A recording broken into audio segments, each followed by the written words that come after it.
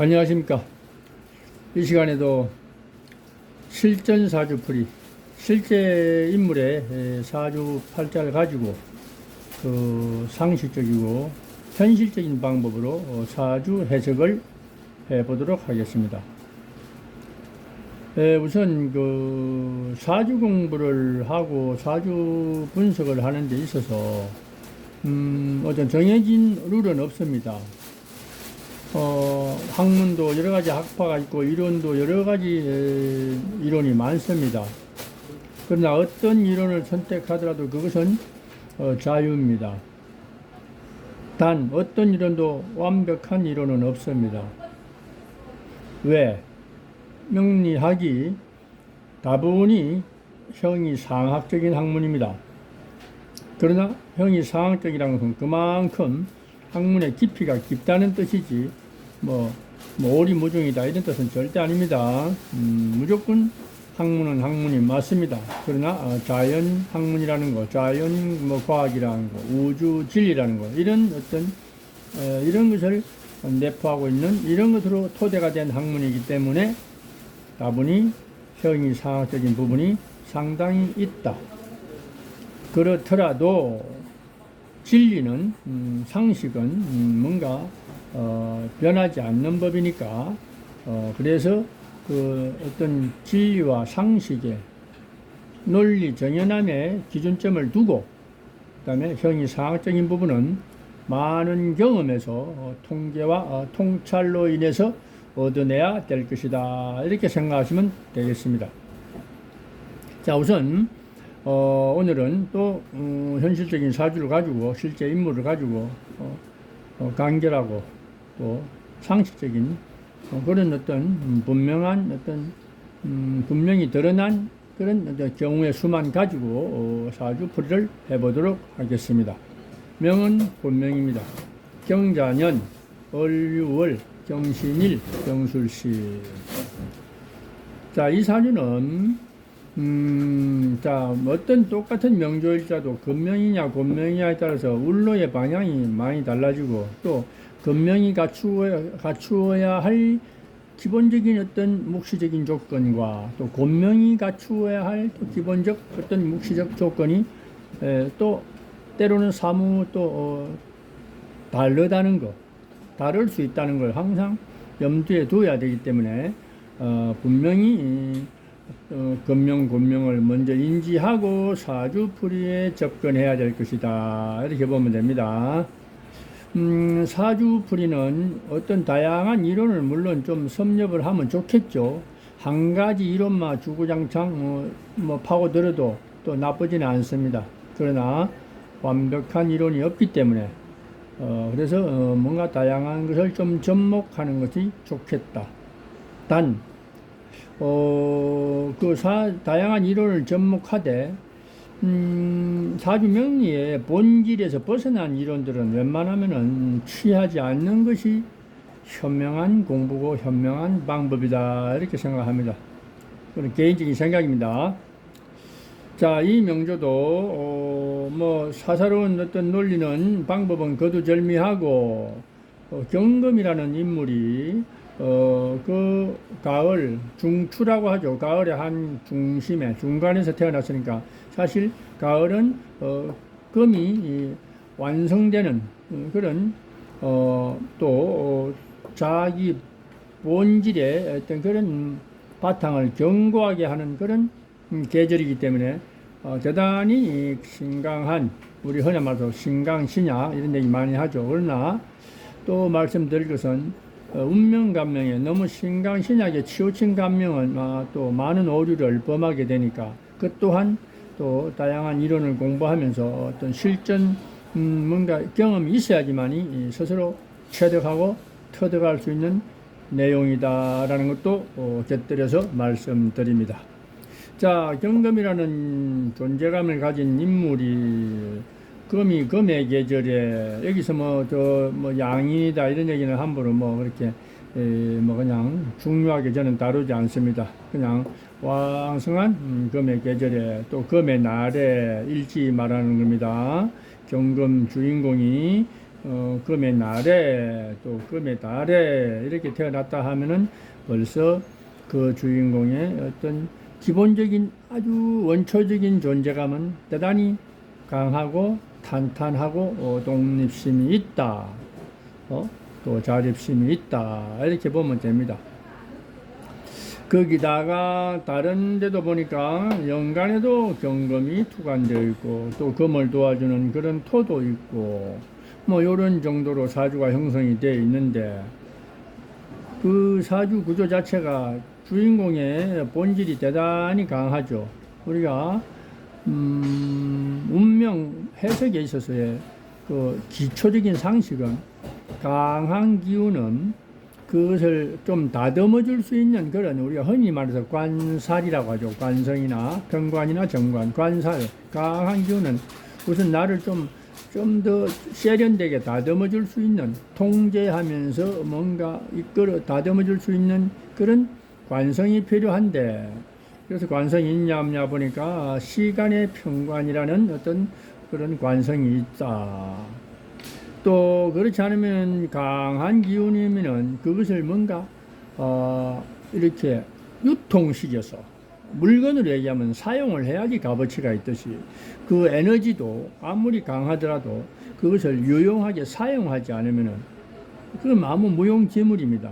그래서 나의 강한 기운을 어디론가 이렇게 쑥 표출해서 이게 자연스럽게 뭔가 뽐낼 수 있는 사용할 수 있는 에너지가 있나 보니까 금사주는 금생수해서 설기해서 뭔가 비전을 만들어내는 수가 되는데 수가 있기는 한데 연지 지지에 이렇게 뭔가 그냥 큰 힘이 없이 그냥 형식적으로 가라앉아 있다, 뭘 무늬는 있다, 뭐 이렇게 보면 됩니다. 그렇게 부각된 수가 없으니까 좀 아쉬운 점이 있네요. 그래서 우리가 양자를 다 쓸 수 있습니다. 강한 기운을 가지면은 어떻게든 나를 다듬어서 쓰든 나를 어떤 설기해서 쓰든 아니면 내가 힘을 많이 사용해서 재성이나 이런 거 만나면 내가 많은 뭔가 땀을 흘려서 또 쓰든 나 자신의 능력을 발휘할 수 있는 어떤 그런 제반 여건이 필요한데 이 사주는 그나마 쓸 수 있는 게 시간에 있는 병화 관살이다. 그런데 저 살이 과연 나를 뭔가 좀 더 완성도를 높여주는 정도로 다듬어 줄 수 있냐 없냐 그것이 이제 또 관건인데 살이라고 해서 무조건 나를 극하는 게 아니라 나의 힘에 걸맞는 그런 어떤 통제력을 가지고 있나 보니까 그것이 부족하구나. 왜 병화라는 그 금기가 목이 있어야지 목이 밑에서 받쳐주든 아니면 뭐 옆에서 받쳐주든 근접해서 화력을 뭔가 살려주는 에너지가 있어야 되는데 그것이 없다. 요 월간에 있는 을목 같은 경우는 이거는 뭐 있으나 마나한 그 목이라서 뭐 병화의 화력을 뭔가 도와줄 수 있는 보조해 줄 수 있는 능력은 1도 없다 이렇게 생각하시면 됩니다. 그 이유는 뭐 을목 자체가 뭐 완전히 뭐 기력이 상실되어 있고 또 이렇게 옆에 있는 경금과 합의돼서 오히려 금으로 변해버리고 기반되어 버린 뭐 이런 정도입니다. 이는 뭐 묶일 것도 없죠. 그냥 이렇게 날아가는 거죠. 그래서 병화 오롯이 하나가 술시에서 술 중에 있는 어떤 그런 따뜻한 온기에 어떤 적당한 뭐 힘은 가지고 있지만도 이 강한 경금을 통제하고 재련할 만한 힘이 없다. 그래서 무늬만 있을 뿐이다. 흉내만 낼 뿐이다. 이렇게 되다 보니 이 주인공은 자기의 강한 기운을 뭔가 자연스럽게 토설해서 발산해서 가치를 높일 수 있는 능력도 떨어져. 그것은 수가 부각되지 못하기 때문에 그렇고 그렇다면 화로서 뭔가 나를 다듬어서 좀 세련된 삶을 살아가야 되는데 그 또한 나를 다스릴 수 있는 화기가 못 된다. 그냥 무늬만 있네. 그렇고 을목이라는 존재도 뭐 있으나 전혀 없는 것만 못한 그런 어떤 꼴이다. 이렇게 보면 되겠습니다. 그래서 이 주인공은 본질은 꼿꼿하고 정직하고 끝과 거기 같죠. 끝도 경검 어때요? 호불호가 강한 완고한 어떤 그런 독심이 있는데 그 내면의 세계도 뿌리도 탄탄한 금왕절에 출생을 했기 때문에 그래서 그 사람의 인격이나 뭐 인성이나 우리가 인간성은 겉다르고 속다른 것은 전혀 없다. 똑같다. 오히려 단순하고 자기의 어떤 그런 강한 에너지를 잘 활용할 수 있는 방도가 안 보이니까 오히려 좀 더 우리 요즘 세상으로 따지면은 좀 순수해서 손해를 볼 수 있는 그런 경우지 뭔가 그 뭐 잔머리를 굴리든가 상수를 부려서 살아갈 수 있는 그런 근거마저도 상당히 부족한 그런 인물이 되었다라는 것입니다. 그러다 보니 이제 권명으로서는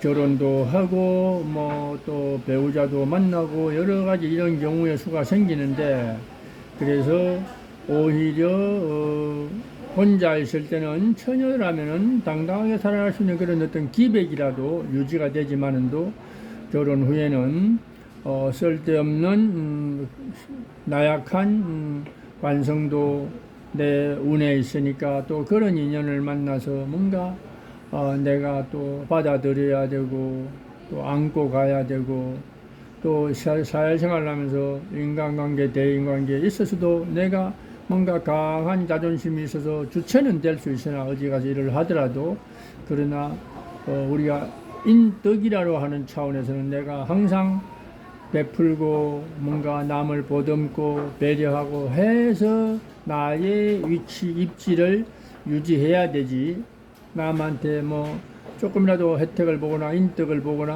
뭐 편의를 제공받을 수 있는 그러한 덕은 현실적으로 부족하다라는 것입니다. 그래서 우리가 사주풀이를 하는 데 있어서는 다양한 이론과 다양한 어떤 논리를 접목을 하지만은도 추상적인 이론이나 또 어떠한 특별한 명조에 국한된 그런 이론을 가지고 사주 해석을 하게 되면은 아주 극과 극으로 치닫는 그런 전혀 흑백이 달라지는 분석이 나올 수도 있으니 그런 것들을 좀 주의하면서 그래도 오류가 항상 적은 그런 논리를 쫓아서 사주 분석을 한다면은 그것이 상식적인 뭐 방법이고 또 공부 방법에 있어서도 그것이 현실적이고 상식적인 공부가 될 것이다 이렇게 생각합니다. 그래서 그 상식적인 공부 방법이라는 것은 명리학이 근본이 음양학이다. 그래서 우리가 음양으로서 사주의 사주 분석을 하려고 음양의 그 조화, 음양의 밸런스를 맞춰주는 그런 어떤 사주 분석이 항상 오류가 적고 그 다음에 또 오행이라는 그런 특성이 있으니까 그것을 또 기반으로 해서 사주의 기질과 그 사람의 특성을 또 이렇게 유추해내는 것도 또 그것도 상식적인 방법이고 그 다음으로는 우리가 그 이론의 한 분야에 해당하는 어떤 육친을 잘 활용하는 그런 방법. 그러나 육친은 음양이 우선인 다음에 오행이 우선인 다음에 육친이라는 것이 적용이 되는 것이지 육친이 우선이 되어버리면은 어떻게 잘못되면은 수박 끄달기시 그런 어떤 사주 분석이 된다. 그래서 그런 걸 염두에 두면서 현실적인 사주 감명을 하려고 무던히 애를 써야 될 것이다. 이 경우도 그냥 한눈으로 단 흔히 말해서 몇 초 만에 사주의 기흉을 판단할 수 있는 방법은 충분히 가능한 사주다. 왜냐하면은 이 검수라는 자체는 음양론에서 검수는 음이고 목화는 양인데 이 검수가 완전 사주를 지배했으니 이 사람이 개발이 되고 발전을 하려면 목화운이 와서 양의 운이 와야 된다. 이거는 뭐 거의 단정적이라고 해도 과언이 아닙니다. 단 그걸 갖다 우리가 사주에 꼭 필요한 것을 이제 일명 용신이다, 용신운이다 이렇게 얘기합니다. 기룡론에서는 뭐 길신을 용신이라고 하고 흉신을 기신이라고 하면 됩니다. 대성적인 차원에서는 그렇게 구분을 하고 또 세부적으로 뭔가 좀 더 세밀하게 뭐 용신 보좌다, 뭐 상신이다, 어쩌다, 뭐 구신이다 이런 것도 나눌 수는 있겠지만은도 그런 것들에 세세히 치우치기보다는 우선 큰 그림을 먼저 그려놓고 사주 분석에 임하는 것이 마땅하다 이렇게 봅니다. 그런데 이제 혹자들이 목화운이 왔는데 왜 그 발전을 못하냐 이제 이런 질문들을 많이 하죠. 근데 일명 용신운이 왔는데 왜 나쁘냐 뭐 이런 사람들도 있죠. 당연히 용신운이 온다고 무조건 좋겠습니까? 또 우리가 그 신살론으로 접근하면 뭐 형충회합이 있기 때문에 비록 용신은 왔는데 양이 용신이면 양 목화가 왔는데 왜 힘들지? 본 명조에 어떤 중요한 어떤 월지나 일지 이런데 일간이나 이런데 부분에서 충을 일으킨다든가 또 어설프게 합을 일으켜서 변질되거나 뭐 이런 경우에는 또 용신의 효과가 나타나지 않고 오히려 혼란만 야기되는 경우도 있기 때문에 그런 것들까지 접근하려면 조금 더 많은 임상 공부가 필요하다. 그래서 거기까지는 이해를 하고 사주 공부를 하고 또 상담을 해주는 상담사, 직업적으로 상담사의 역할을 하는 사람들은 아는 만큼만 항상 내방자에게, 의뢰인에게 이렇게 설명을 해주는 것이 그것이 훌륭한 것이지, 많은 것을 다 알려고 아는 척하고 또 아는 흉내를 낸다든가 그냥 얼버무리는 것은 그것은 옳지 못하다 이렇게 말씀드립니다.